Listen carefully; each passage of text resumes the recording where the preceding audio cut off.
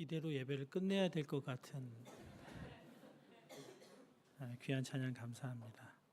우리 좌우 앞뒤에 계신 분하고 인사하겠습니다. 하나님이 우리와 함께 하십니다.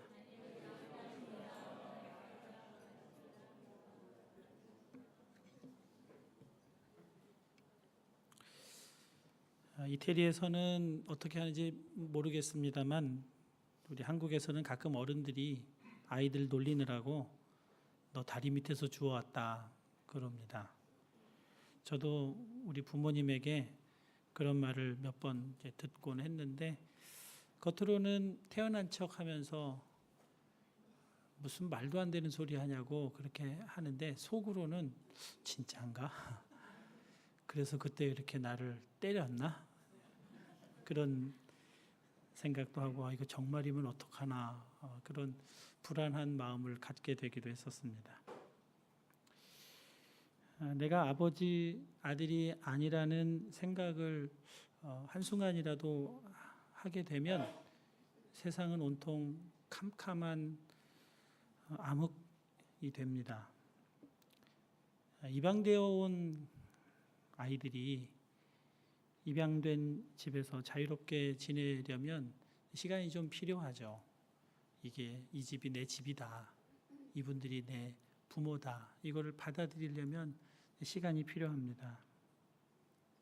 아동보호시설에서 막 입양된 아이들이 먹고 남은 과일이나 먹고 남은 과자 같은 거를 이불 속에 자꾸 숨겨둬서 그거 썩어서 상해서 버리는 일들을 입양한 부모들이 겪으면서 참 마음 아팠다고 그렇게 이야기하는 것도 들어봅니다. 그러니까 내가 나보다 더 힘이 있고 더 의지할 만한 존재에게 소속되어 있다고 하는 것, 그분에게 속해 있다고 하는 것은 참 중요합니다. 안전하고 안정감을 주죠. 아버지 집에서는 먹고 남은 음식 숨겨둘 필요가 없습니다. 부족하면 아버지한테 더 달라고 하면 되잖아요. 그런데 이런 가정사적인 일에서만 이런 일이 일어나는 게 아니라 인류 역사 속에서 이런 일들은 반복하여 일어나고 있다고 하는 것을 역사학자가 그의 책에서 좀 밝힌 것을 보게 됐습니다. 유발 노아 하라리라고 하는 히브리대 역사학 교수가 책을 한 권 냈는데 사피엔스라고 하는 책인데요. 베스트셀러가 됐습니다. 빅 히스토리, 큰 역사의 흐름 속에서 인간의 역사를 세 가지 관점으로 정리할 수 있다는 겁니다. 그래서 힘, 통합, 행복 이 관점으로 인류의 역사를 볼 수 있다는 건데요. 인류 역사는 더 많은 힘을 가지려는 도전의 역사였다는 거예요. 그리고 그건 상당히 성공해서 많은 힘을 갖게 됐다는 겁니다. 옛날 수렵 활동하던 선사시대 사람들이 개인적으로 사용하던 힘, 한 3,000칼로리 정도 됐다고 해요. 하루 사용하는. 그런데 지금 미국에서 살고 있는 미국인 한 사람이 사용하는 하루 칼로리가 몇십만 칼로리라고 합니다. 그 둘 사이에는 60배의 차이가 나게 됐다는 겁니다. 엄청난 힘을 옛날에 비해서 가지고 살아가게 되었다. 그것이죠. 또한 인류는 계속해서 더 넓게, 더 크게 통합되어가는 역사를 지금까지 지내왔다는 겁니다. 시족끼리 통합하고 부족끼리 통합하고 또 나라 간의 통합이 일어나기도 했죠. 제국이 생겼으니까요. 물론 흥망성쇠를 거쳐서 또 다른 모습들로 바뀌어 가고 있지만 궁극적으로 보면 인류는 지구촌이라고 하는 거대한 통합 속에서 살고 있습니다. 수천 년 전만 해도 우리 여기가 살고 있는 이태리나 유럽이나 저 남미 쪽에 브라질 쪽이나 한국에서 병이 나면 각 지역에서 그 병에 대한 대응 방법이 다르고 처방이 달랐습니다. 그런데 지금은 병원이라고 하는 시스템이 어디나 다 있어요. 그 병원 기구라고 하는 하나로 이 질병을 대하는 태도나 이런 것들이 다 통합이 됐다는 거죠. 물론 정치 구조나 경제 구조도 역시 많은 부분에서 통합이 이루어져서 FTA라든지 요즘에 문재인 대통령이 참여하고 있는 G20 그런 정상회의라든지 또는 유럽연합 이런 것들을 보면 실제로 많은 통합이 이루어진 것을 볼 수 있습니다. 더 많은 힘, 더 많은 통합을 통해서 인간은 더 안전하고 안정감을 갖기 원했다는 것을 볼 수가 있습니다. 그런데 이 하라리 교수는 아이러니하게도 더 많은 힘과 통합을 이루어냈음에도 불구하고 인류의 행복이라고 하는 관점에서 볼 때는 나아진 게 없다는 겁니다. 더 행복해지지 않았다는 겁니다.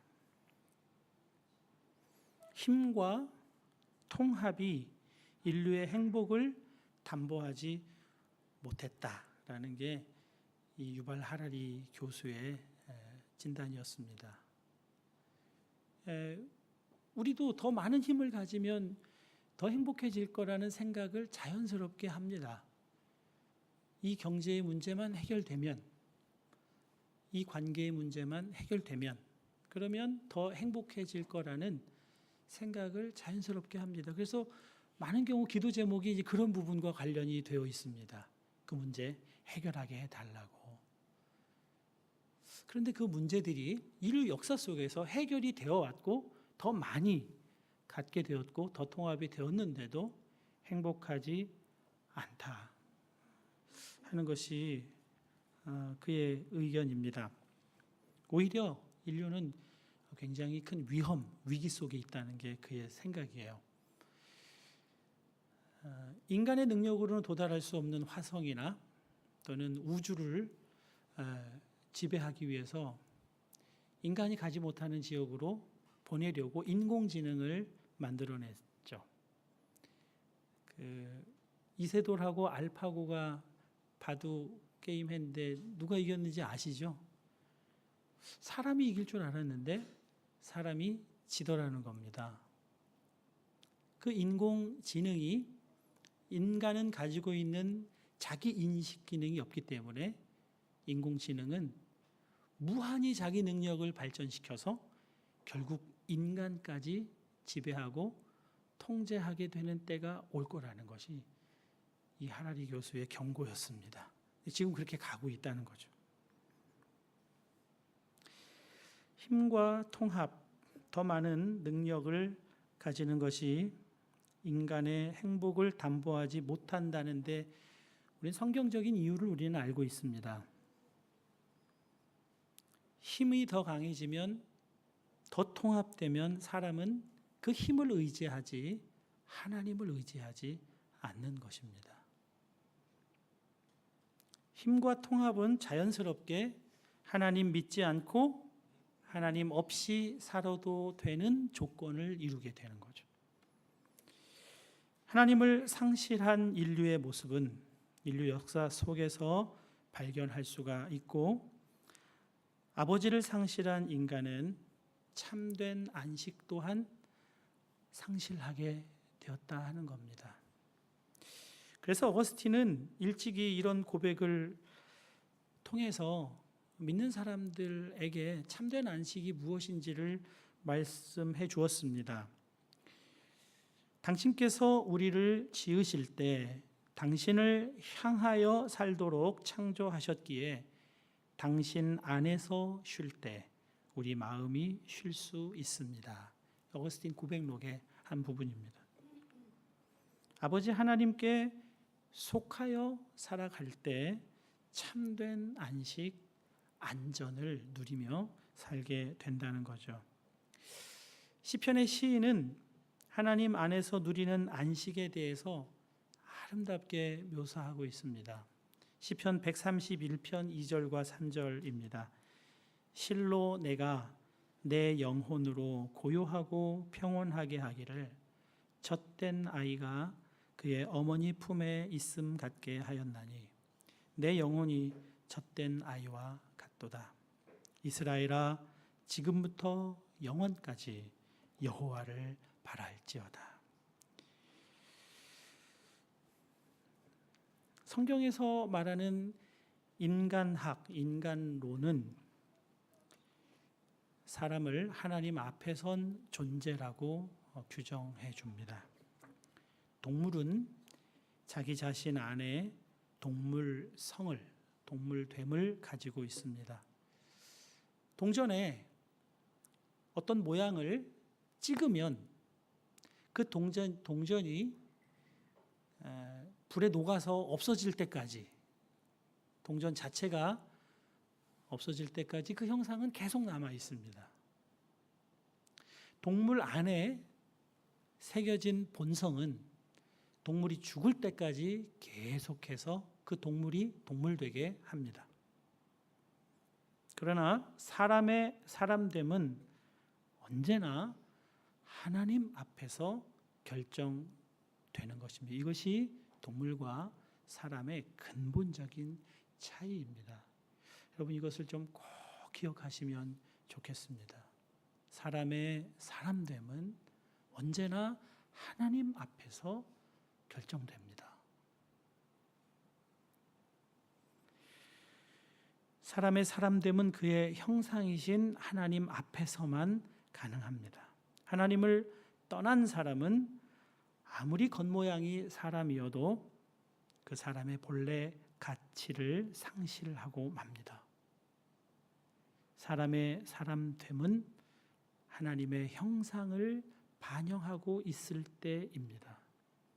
다시 말하면 하나님과 인격적으로 친밀한 관계, 뗄래야 뗄 수 없는 깊은 관계 속에 있을 때 사람은 참 사람의 삶을 살게 된다는 거죠. 사탄이 인류를 파멸의 길로 가게 하는 것은 그리 어렵지 않았습니다. 무슨 엄청난 전쟁을 주고 엄청난 질병을 줘서 인류가 파멸의 길로 가는 것이 아닙니다. 인류를 파멸의 길로 가게 한 것은 아주 쉬웠습니다. 하나님을 떠나게 하면 되는 것이었습니다. 하나님 앞에 살지 않고 하나님 없이 살게 하면 인간은 반드시 파멸의 길로 가게 됩니다.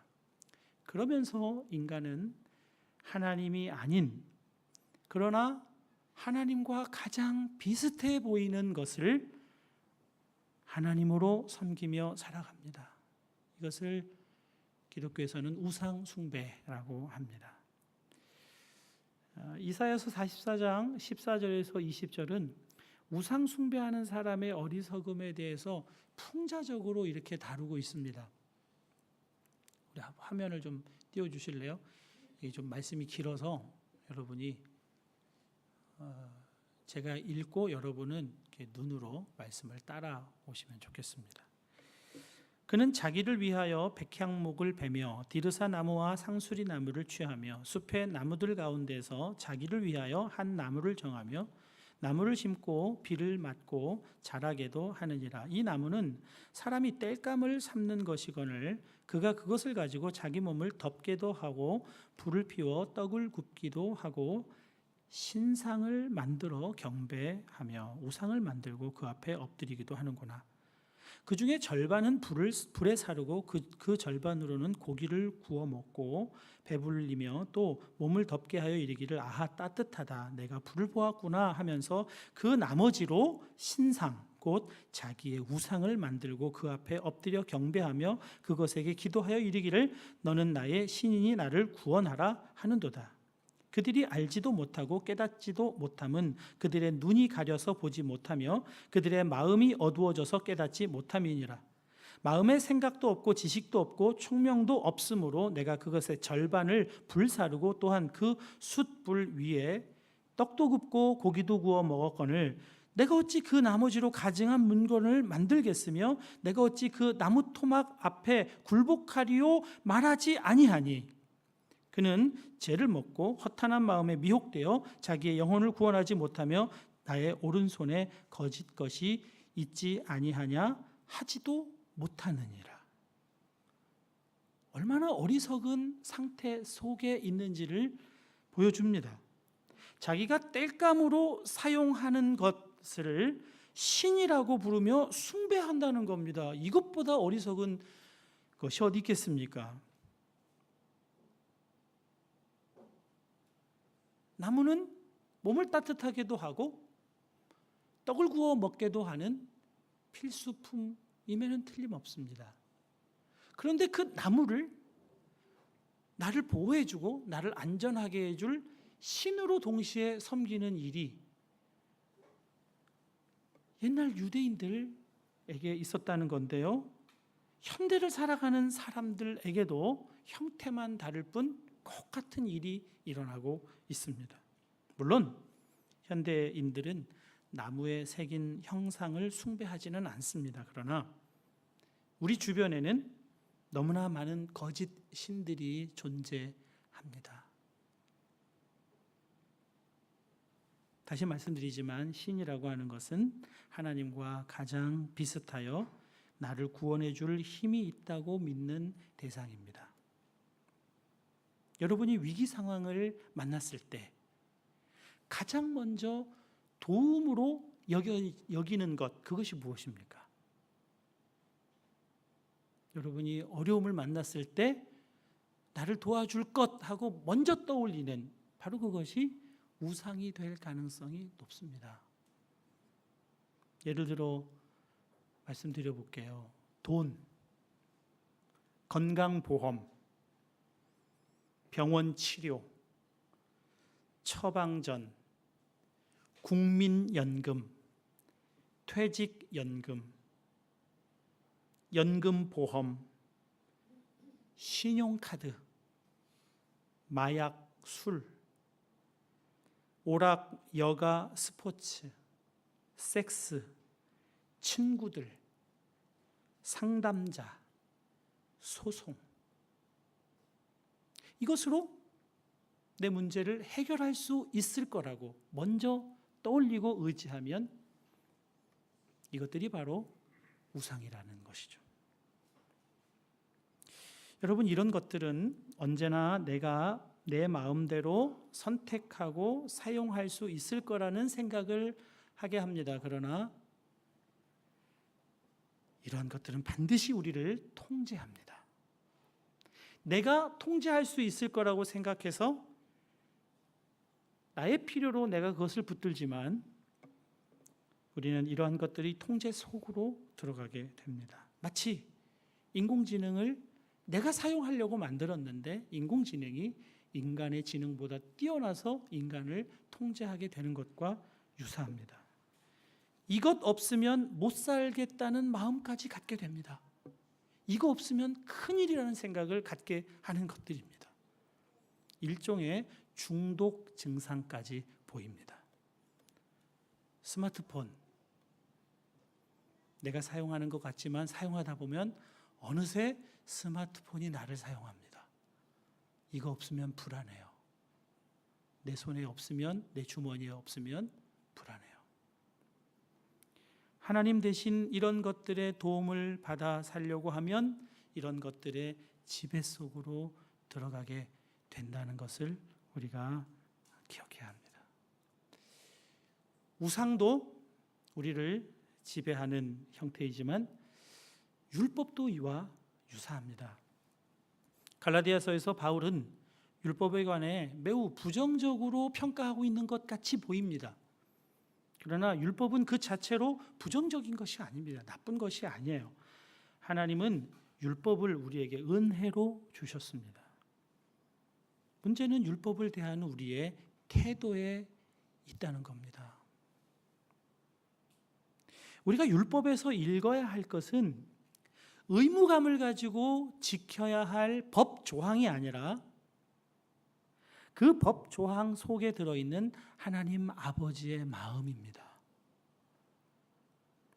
율법 앞에 자신을 세우는 것은 법 조항 앞에 세우는 것이 아니라 살아계신 하나님 아버지 앞에 자기 자신을 세우는 것입니다. 그걸 의식해야 돼요. 성경을 읽을 때도 마찬가지입니다.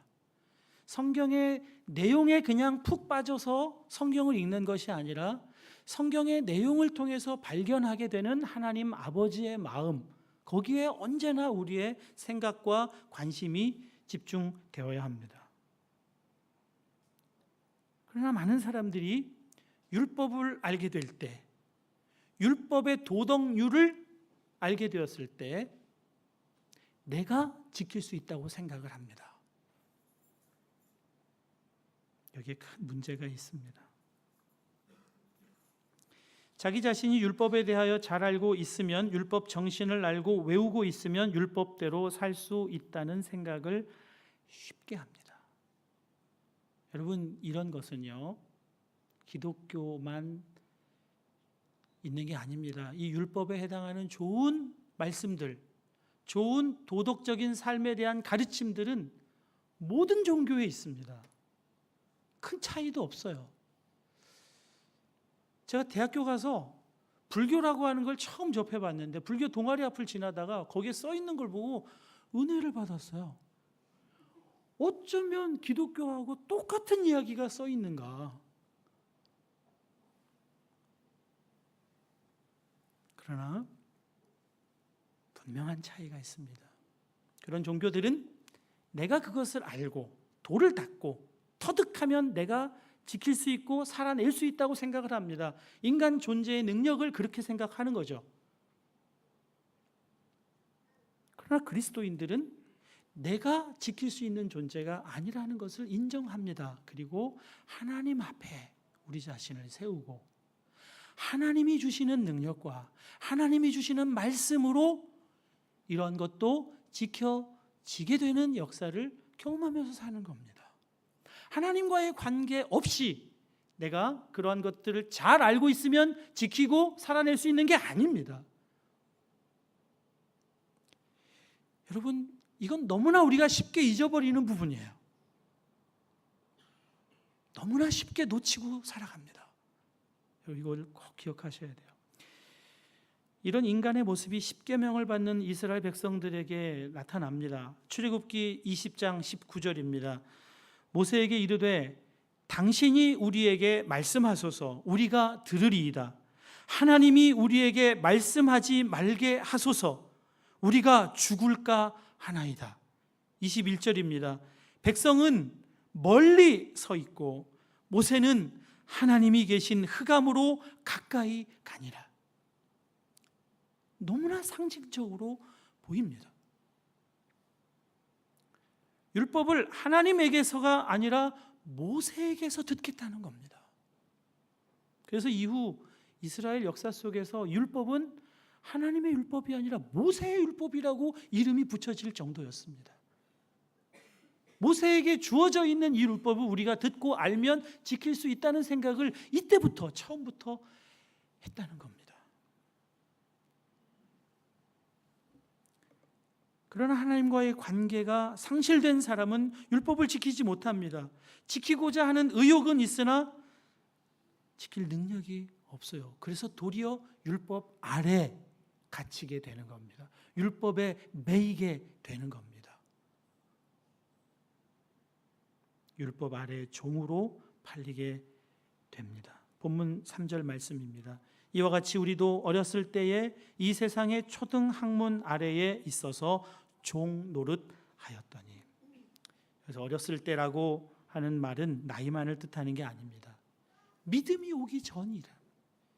예수님으로 인하여 하나님과의 관계가 회복되기 전의 상태를 말합니다. 그때는 율법의 종 노릇하면서 살게 되었다는 겁니다. 아들이에요.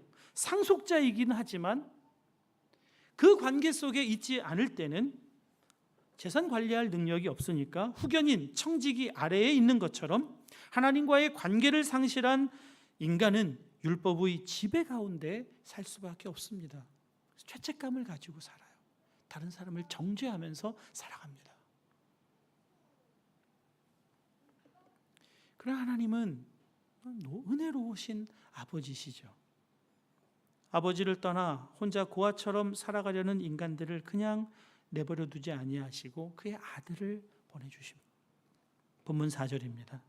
때가 차매 하나님이 그 아들을 보내사 여자에게서 나게 하시고 율법 아래에 나게 하신 것은 율법 아래에 있는 자들을 속량하시고 우리로 아들의 명분을 얻게 하려 하심이라. 속량이라는 말 참 어려운 말이죠. 우리 일상생활에서 사용하지 않는 말이니까 구속한다는 말입니다.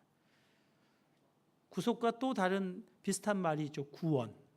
구원이라고 하는 말은 구원하는 자의 능력에 포커스가 맞추어져 있는 말이라면 구속이라는 말은 구속하는 자의 대가 지불에 초점이 맞추어져 있습니다.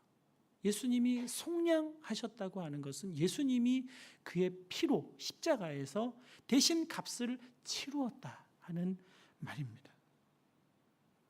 예수님께서 십자가에서 죽으심으로 피를 흘려 피값으로 우리를 사셨습니다.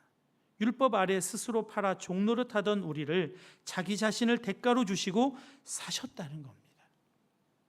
이 은혜에서 떨어져 나가면 안 됩니다. 이 은혜 아래 있어야 합니다. 예수님이 속량하셔서 우리가 아버지의 아들로 입양되었다는 것입니다. 예수님의 속량의 은혜로 우리는 하나님을 아버지라 부르며 살 수 있게 되었다는 거죠.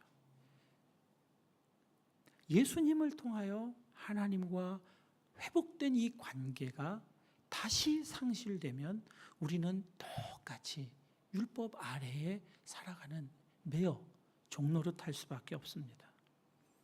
본문 6절입니다. 너희가 아들이므로 하나님이 그의 아들의 영을 우리 마음 가운데 보내사 아빠 아버지라 부르게 하셨느니라. 여러분, 하나님을 아버지라고 부르는 것은 아무나 되는 게 아닙니다. 교회 오래 다녔다고 되는 것도 아니고요. 세상 사람들에게 하나님 아버지라고 한번 불러보세요. 그런다고 아버지하고 부를 수 있는 게 아닙니다.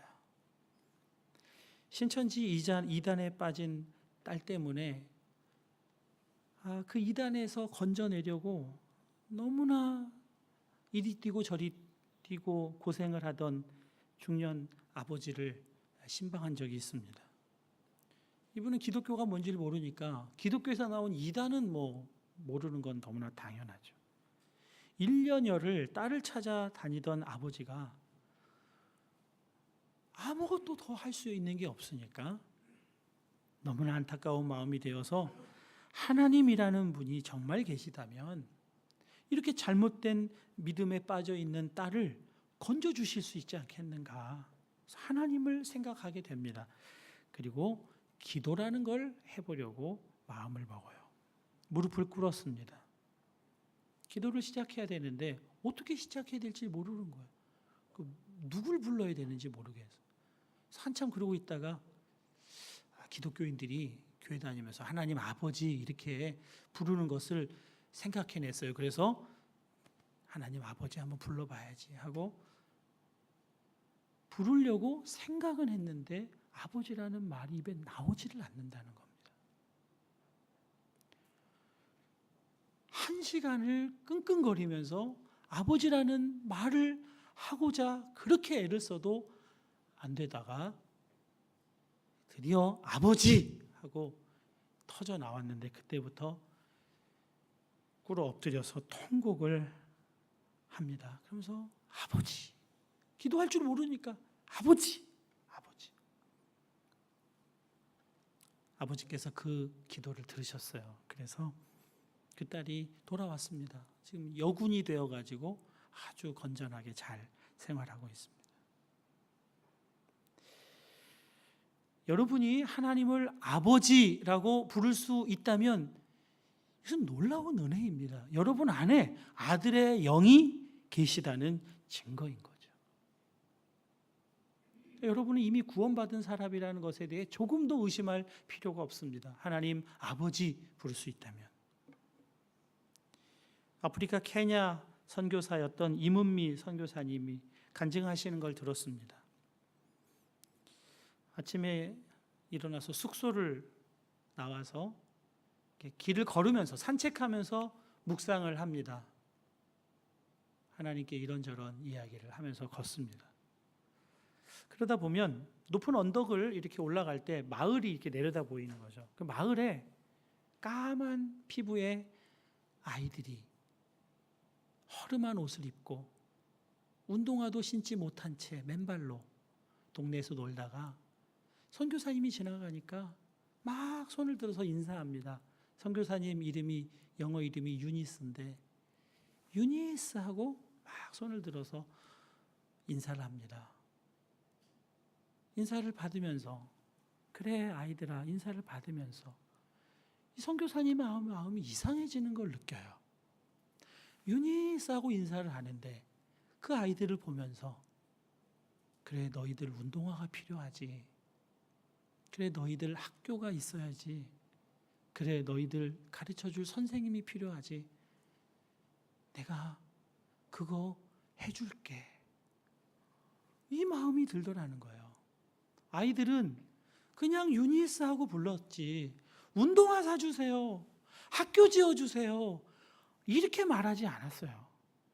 이름만 불렀어요. 유니스. 그런데 마음이 아이들에게 필요한 게 뭔지가 막 생각이 나고 그걸 막 주고 싶은 말할 수 없는 감동이 일어나더라는 겁니다.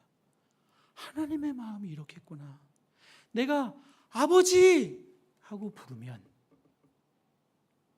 하나님은 내가 뭐 달라고 뭐 요구하는 것도 없는데도 아버지 하고 부르는 그 말 속에 나의 필요를 하나님이 다 알아들으시고 공급하시겠구나, 주시겠구나. 그 믿음이 아이들 소리를 들으며 생각나더라는 겁니다. 김동호 목사님 주기도문 강해 설교집 제목이 참 기억할 만합니다. 하나님을 아버지로 부르는 순간 기도는 완성됩니다. 하나님 아버지 안에 모든 것이 다 들어있는 거죠. 하나님을 아버지라고 부를 수 있으면 그것으로 충분하다는 겁니다. 여러분이 더 많은 것을 의지해야 할 것처럼 보이고 더 많은 문제들이 해결되어야 할 것처럼 보일 때 내가 더 의롭게 살아야 한다고 생각이 들 때 그때 아버지 앞에 우리 자신을 세워야 하는 겁니다. 많은 분들이 하나님을 아버지라고 배우긴 했어요. 그러나 아버지가 아니라 어쩌면 아저씨처럼 대하고 사는 분들이 계실지 몰라요. 여전히 아버지 부르는 걸 어색해해요. 아버지께 우리 구합시다. 그렇게 권면하면 하나님께 잘 보인 게 너무 없어서요. 이렇게 말해요. 어떤 분은 그런 이야기를 고백처럼 하셔요. 하나님 눈치 잘 봐야 된다고 우리가. 그래야 복 받는다고. 그렇게 말씀하시는 것도 제가 들어봤습니다. 여러분 하나님을 아버지로 대하는 것은 어떤 면에선 뻔뻔해 보입니다. 아버지 집에 사는 아들은 아버지에게 절대로 집세를 내지 않습니다. 용돈을 받아서 살아가죠. 아버지 집에 사는 아들은 아버지 집에 들어가도 될까요? 들어갈 때마다 허락받고 들어가지 않습니다. 내 집이니까 문 열고 들어갑니다. 시험 망치고 와서도 아버지 용돈 그러면 야단치려다가 그러다가도 어느새 지갑으로 손이 가는 게 아버지입니다. 아버지에게 잘 보여서 아버지 사랑을 받을 자격을 가져서 아버지와 관계하고 사는 게 아닙니다. 예수 그리스도 그분이 우리를 양자 되게 하셨습니다. 그걸 믿음으로 우리가 받고 취하는 거죠. 여러분들 가운데는 하나님을 아버지라고 정말 생각하고 부르는 분도 계시고, 좀 거리감이 느껴져서 아버님 이렇게 하시는 분도 계실지도 모르고, 어떤 분은 아빠 그렇게 하나님과 관계하며 사는 분도 계실 겁니다. 어떤 관계 속에 사는가가 우리 인생을 결정한다는 것을 여러분 잊으시면 안 돼요.